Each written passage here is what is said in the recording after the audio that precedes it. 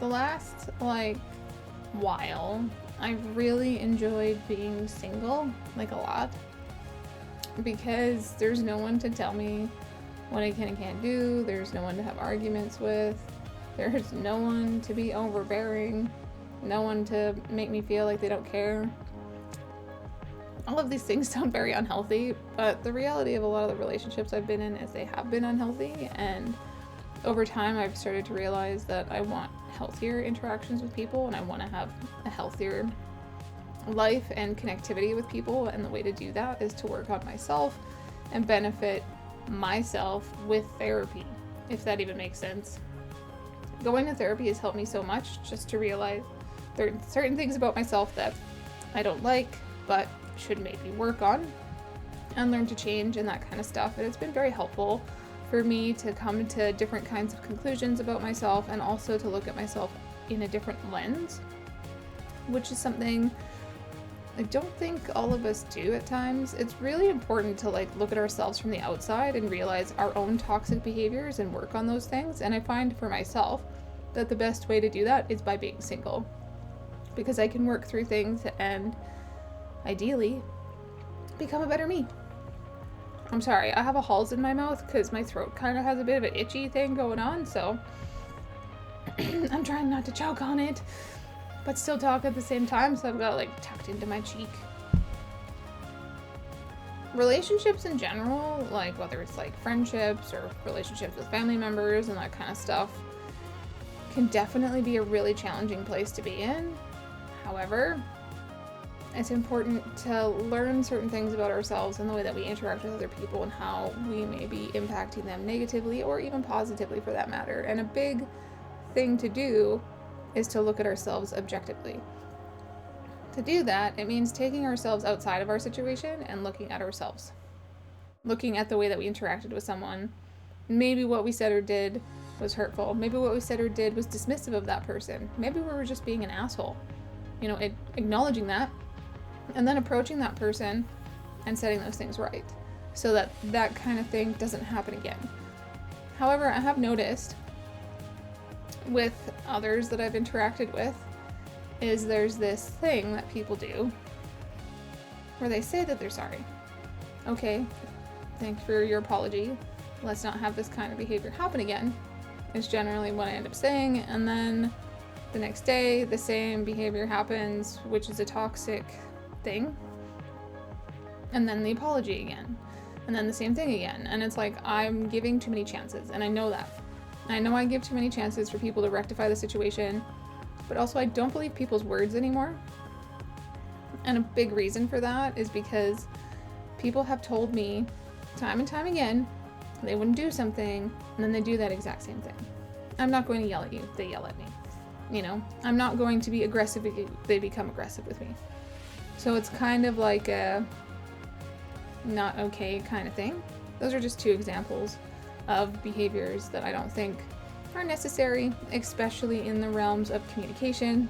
I believe those are a violent form of communication, when a positive form of communication would be having a conversation, two people talking, and their voices may get a little raised, but there's no yelling involved and there's no blaming one another. It's having a conversation about how maybe I have behaved, maybe how they have behaved. Both people looking at it from an outside lens, not through the ego, because the ego definitely gets in the way, which is why people get hurt and why people end up yelling and screaming at someone, because their ego gets hurt and then they feel like they need to go on the defensive, they need to attack. So, for myself, setting healthy boundaries has definitely been something that not everyone in my life has agreed with. And I have had a fair amount of pushback from people because they don't want to meet me halfway with that. But at the same time, I'm not going to accept toxic forms of communication as a way of communicating with me. I believe that everyone can express their anger and their frustration, but do it in a more healthy manner, which is not impacting the person you're talking to negatively, or yourself for that matter. And when we are emotionally dysregulated, it's very easy for us to be mean to one another. So learning self-control literally means learning to control oneself, which is something I like about Stoic philosophy, because in Stoic philosophy it talks about learning to control us. Because we can't control other people. We can't control what other people do. We can say, you know, this bothers us, or this is something that's impacting me negatively, but we can also choose not to interact with those people anymore, and we can choose to learn to control ourselves better. So that's just some little tidbits I wanted to share about things that I think about, things that are interesting to me, and also just recognizing and analyzing myself. And all of that has happened because I've been single. I haven't had someone else being in my life dictating what I should or shouldn't do. And something I've talked about numerous times on stream is when it comes to like education, I've had lots of people in my life tell me to not go to school, that going to school is not a good form of anything. You know, going to school is not work. And all of these things are incorrect. School is where I have learned to be a critical thinker. It has helped me to see the bigger picture. It's helped me literally step outside of myself, like therapy did, and understand different perspectives that different people have, you know. And I wouldn't have had that opportunity if I didn't go to school. So I will not allow other people to strong arm me for their own purposes and for their will or for what they want out of me. I am now my own person. I have been my own person for a long time, but I also have a lot harsher boundaries now. And I think that's a healthy thing to do for oneself.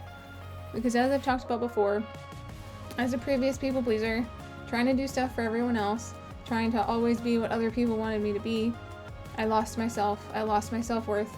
I was destroying myself that way. People pleasing is a very toxic way of hurting oneself. And I can say that because that's what I did to myself.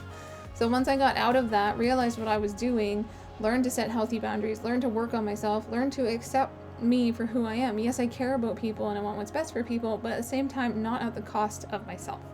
And I think that's a healthy place to be.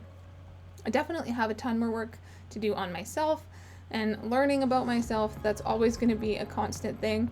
I am a work in progress. I will always be a work in progress, and I don't think that's a bad thing.